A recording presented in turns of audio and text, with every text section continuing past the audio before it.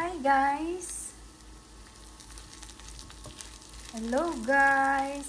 It's 12:20 p.m. here in Vienna, Austria, and in the Philippines, it's 7:20 ng gabi.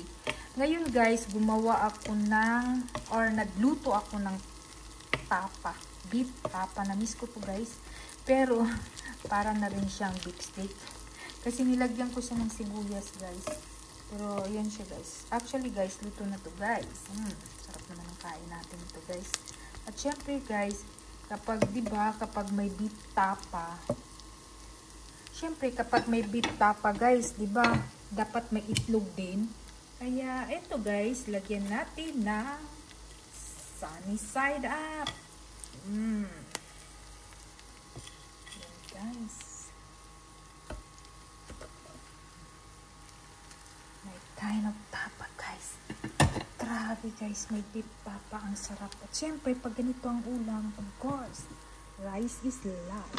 Kain tayo guys. Babush!